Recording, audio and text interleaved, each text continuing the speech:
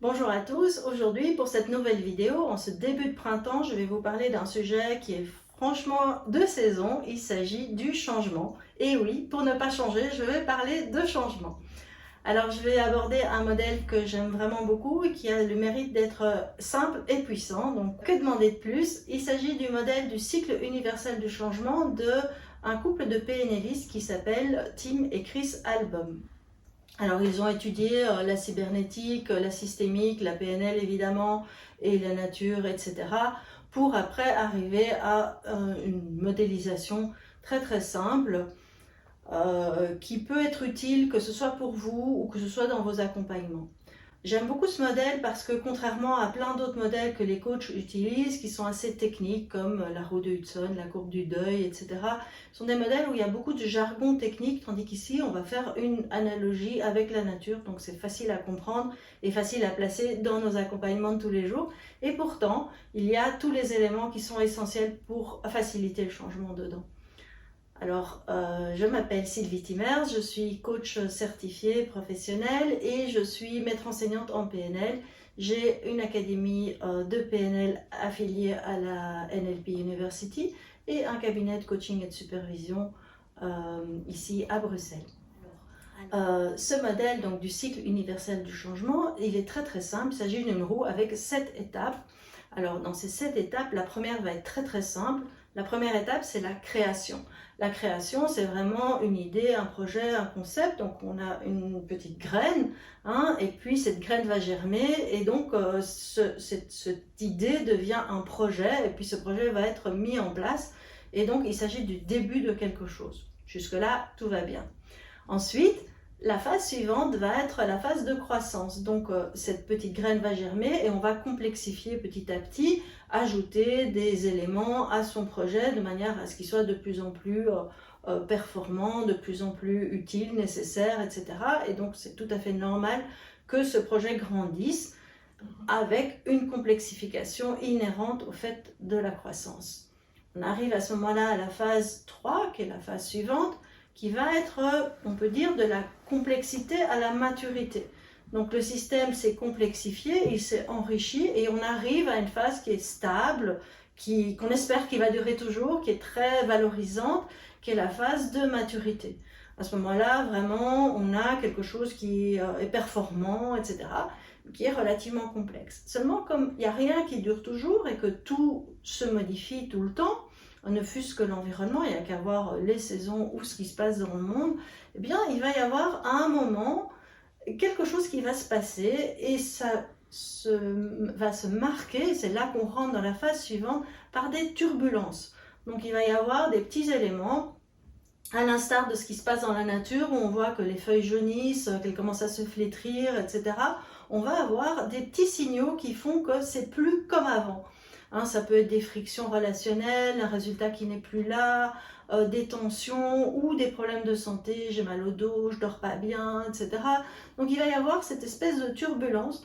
Et en général, le comportement humain naturel va être de cacher le truc en dessous du tapis et de faire comme si de rien n'était, de faire un déni ou de faire des petites adaptations à la marge pour essayer de maintenir le système.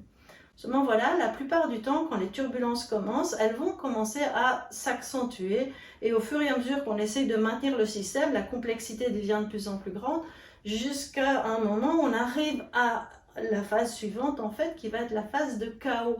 C'est-à-dire que le système va lui-même commencer à avoir des turbulences qui vont faire qu'on est obligé de lâcher en fait.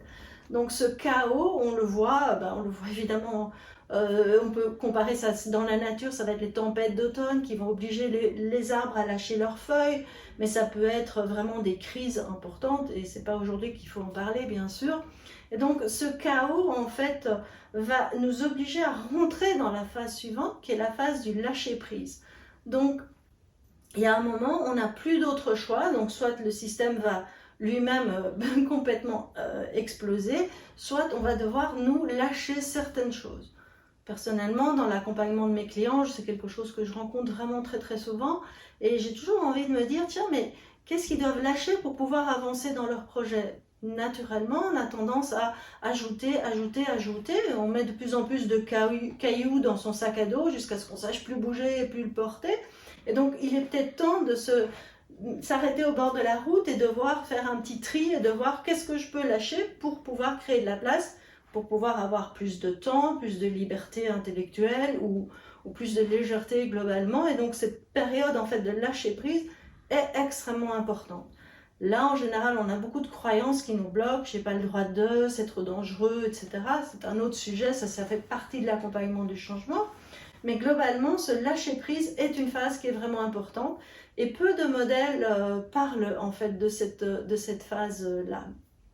Et donc aujourd'hui, j'ai envie de vous demander, au stade où vous en êtes dans vos projets différents, qu'est-ce que vous devez lâcher pour pouvoir avancer? Alors, le modèle ne s'arrête pas là et on arrive à ce moment-là à la phase suivante, parce qu'évidemment, une fois qu'on a lâché, humainement, on a juste envie d'une chose, c'est que ça redémarre et qu'on puisse construire autre chose. Et voilà, si on observe la nature et ce qui se passe dans la réalité, en général, entre le lâcher-prise et la création du nouveau projet, il va y avoir une période qui est une période de dormance, de latence, de silence intérieur. On a l'impression qu'à l'extérieur, il ne se passe rien. C'est une période difficile à vivre parce qu'on a de la culpabilité et parfois même des reproches de l'environnement. Mais qu'est-ce que tu fais? Pourquoi tu n'avances pas? Etc. Dans la nature, si on ne savait pas que les feuilles allaient renaître au printemps, on aurait déjà abattu tous les arbres qui ont l'air d'être totalement morts depuis le mois de novembre.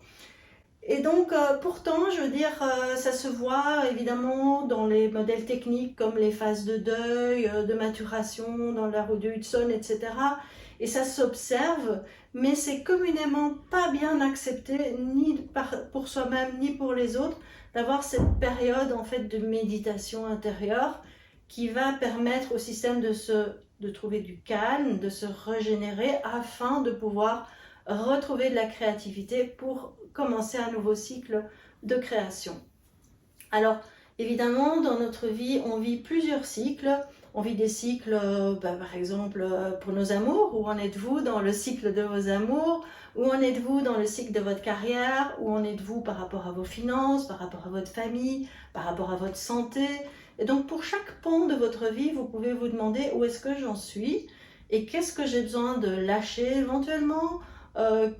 Qu'est-ce qui se passe? Est-ce que je me culpabilise parce qu'il ne se passe rien, que je suis en latence? Donc posez-vous vraiment ces questions-là et ça me ferait évidemment extrêmement plaisir de vous partager ça dans les commentaires en dessous de cette vidéo.